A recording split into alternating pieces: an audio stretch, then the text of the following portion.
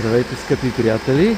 И така дойде момента, в който отиваме в сервиз с предварително запазен час за подмяна на двигателно масло, комплект с филтри и един преглед на ходовата част. Автомобилът ще бъде оставен в сервиза и за утре ще ни определят час, в който ще отидем да го вземеме. Така че утре ще разбереме каква е и крайната цена, какви документи издават.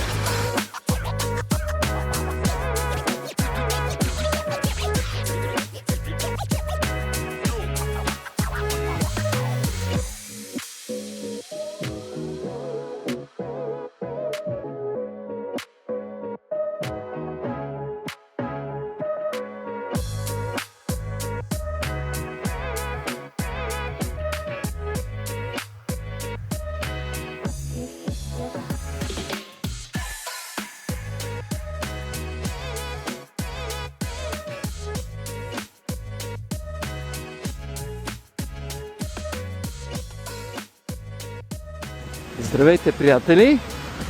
И така отново сме в сервиза на втория ден. Вчера на обяд оставихме автомобила за смяна на двигателно масло, комплект с всички филтри. И сега виждаме на втория ден, че автомобилът е навън, паркиране. А също така забравих и пълна профилактика, преглед на климатичната система и дезинфекция. Да отиваме, да платиме сметката и да видим всичко колко ни струва. Влизаме в сервиза. Между другото, в приемната на сервиза има огромен магазин за автоаксесуари. Изключително добре заредено и на много достъпни цени. Няма как. Изкушението е голямо. Все нещо ще си купя.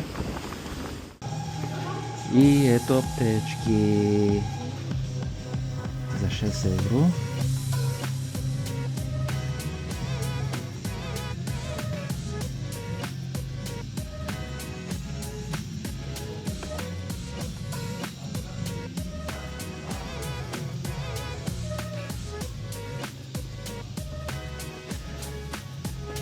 Гради за аеробагажници.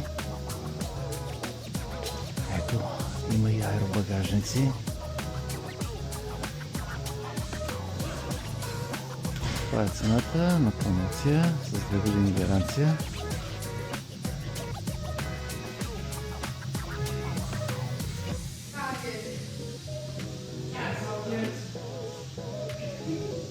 Стелки най-различни по размери за определени модели автомобили.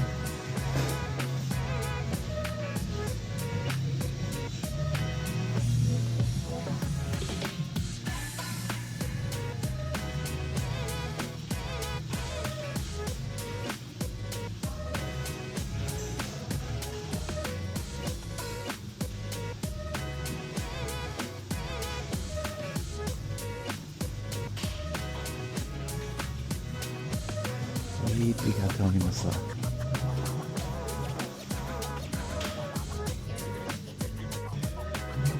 И сега от по-реномирани марки, течност за чистачките.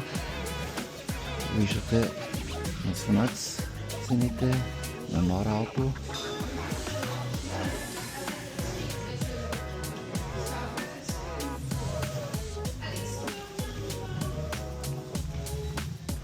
Приятели, само да ви покажа какво друго си купихме от сервиза.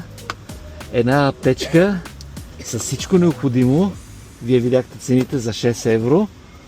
Ето това устройство дъщеря ми го избра, което уведомява не само в Германия за трафик, за камери и така нататък. Тепърва ще го тестваме. И още един триъгълник за автомобила.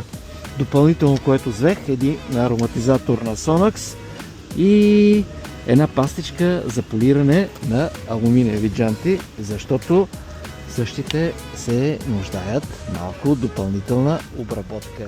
Приятели, тук що пробвах новия ароматизатор, който го закупих от сервиза, от магазина за автоаксесуари в сервиза.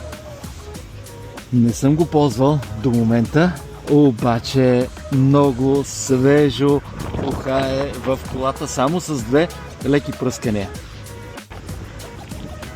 И ето, при автомобила сме. Изключително доволни от поредната услуга от веригата сервизи. От 2 години ползваме този сервис, само че за първи път идваме на тази локация. Те са няколко в Хамбург. Просто за по-близките нямахме по-ранен час. Но пък тук сервизът е по-голям, с повече паркоместа, изключително спокойно, а пък и най-вече от другата страна има един голям супер, мога да кажа хипермаркет, фамилия, който сега ще отидем да напазаруваме.